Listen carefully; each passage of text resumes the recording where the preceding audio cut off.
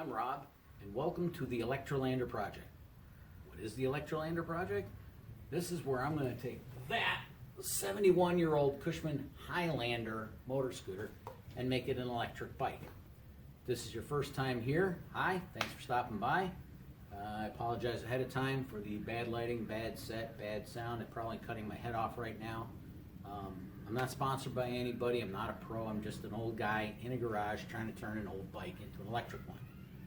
If you're returning, hi, thanks for sticking with me through all the ridiculousness. Hopefully we're working our way out of that into some degree of normalcy. This is episode 9B, J'ai encore perdu ma fourchette dans Joliet. I have still lost my fork in Joliet. Just a quick mention. So, again, this bike is not going to look perfect when it's done, but mechanically it's going to be as perfect as I can make it.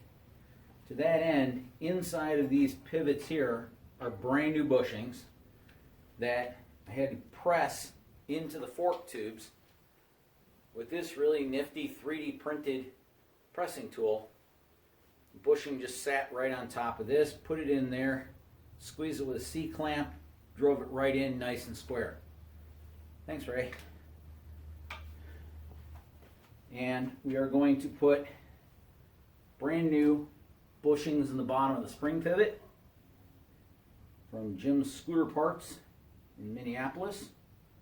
I'm not sponsored by Jim, but Jim, if you're watching, thank you for all the help. So we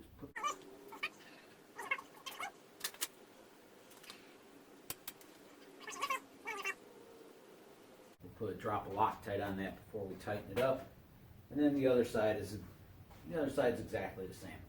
Be right back. Springs mounted to the forks. Springy, springy. They are kind of soft. I almost wish I could put shock absorbers on it, but hey, it's 1953. So, on to the next step. See you there. So hi, everyone. Just when you thought all the ridiculousness was over, think again. So as you can see, I've been putting the front fork back together. I put all new bushings in it, all new spacers. They were all worn out, honed everything out. It's going to be awesome. It's going to ride correctly. Remember, it's going to look ugly, but it's going to be mechanically perfect. So I put the springs in, and you'll notice I have an extra spring here because, let's get this closer, you see how this part of the spring goes at an angle and this part of the spring's almost flat? Yeah, this spring is not like those two. So when I went to put it back together, I had two different springs. So what did I do?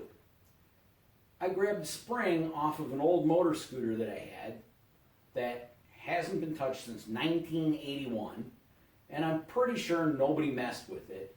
So it had to be an exact match for this, right? They both had the same angle. The angle was compressed inside the spring. That accommodates for this angle here so that the spring kicks back and lines up with the frame. Everything is great, right? No. If you look, I don't know if you can tell, but this side is higher than this side. Let's show this a little more clearly. If I put a bar in here and drop it inside, you can see the top of the bar here.